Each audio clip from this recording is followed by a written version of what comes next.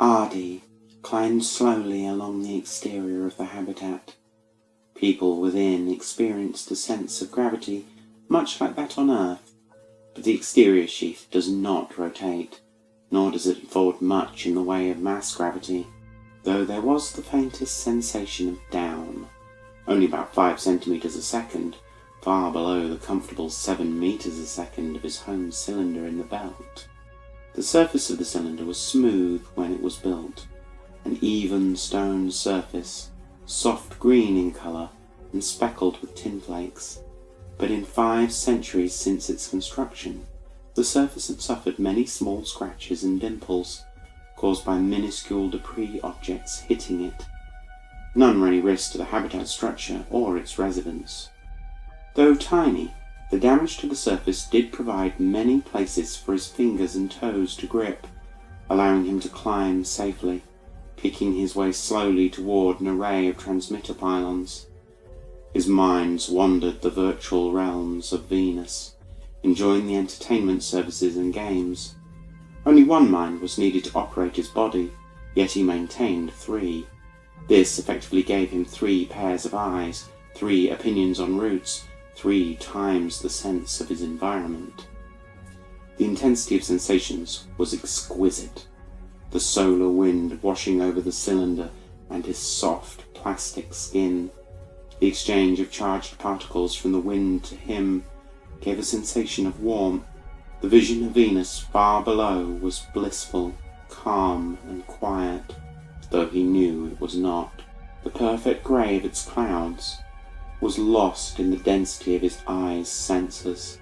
The great chevron winds and swirls of smoke gave Venus a vivid and lifelike quality, but within them were the flashes and glows that indicated the tumultuous events now occurring there.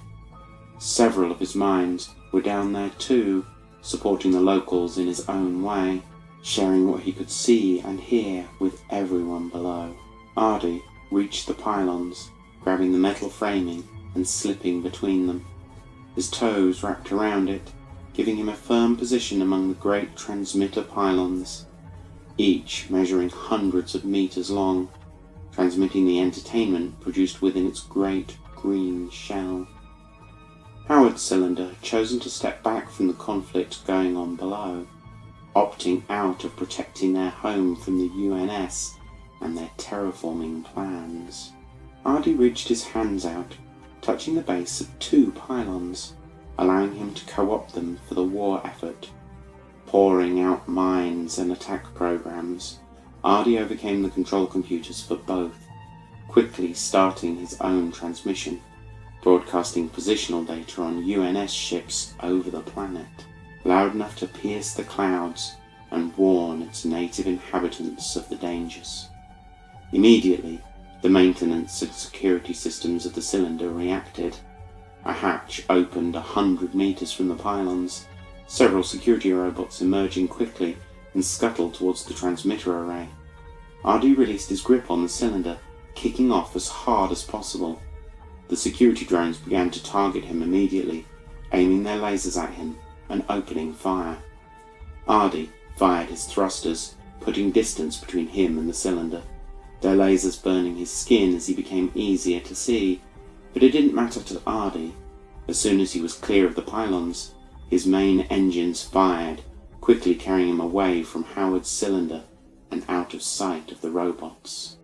The damage to his skin was minor, quickly repaired by his body's systems, making his efforts worthwhile.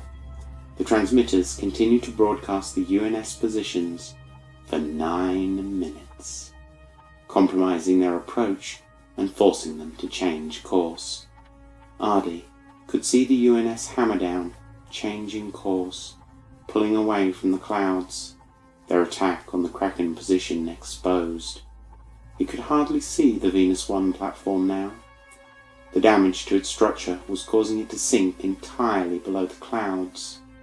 The platform's actions had started the war, forcing the Kraken to attack and capture it. His next target was the Runara server array, another structure with the power to help, but made no effort to do so. Ardi was not native to Venus, nor did this war have an effect on his home, but he would not stand by while the UNS imposed its will on those who desire freedom.